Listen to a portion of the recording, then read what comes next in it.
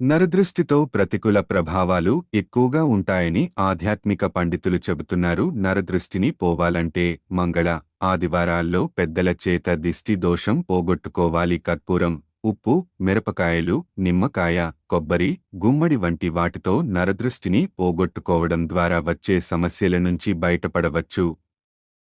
నరదృష్టిని పోవాలంటే పసుపు తిలకం నుదుటిపై రాయాలి. ఇది నరదృష్టి వల్ల కలిగే సమస్యలను నివారిస్తుంది. అదేవిధంగా నుదిటిపై కాటుకతో బొట్టు పెట్టుకోవడం వల్ల కూడా నరదృష్టి ప్రభావం తగ్గుతుంది. చెవుల వెనుక కాటుకతో బొట్టు పెట్టుకోవడం వల్ల నరదృష్టి వల్ల కలిగే సమస్యలను కూడా నివారిస్తుంది. అంతేకాదు రుద్రాక్షను ధరించడం వల్ల దుష్టశక్తులు రాకుండా ఉంటాయి. నరదృష్టి చెక్పెట్టడానికి ఇంటి ముందు గులాబీలను కూడా నాటాలి. దిష్టిబొమ్మలను వేలాడదీయాలి. గుమ్మడికాయలు, స్ఫటిక నిమ్మకాయలు మొదలైన దురదృష్టాన్ని తొలగించే వస్తువులను ఇంటి ముందు వేలాడదీయవచ్చు. ఇలా చేయడం వల్ల ప్రతికూల ప్రభావం తగ్గుతుంది. ఇది మీ విజయావకాశాలను పెంచుతుంది.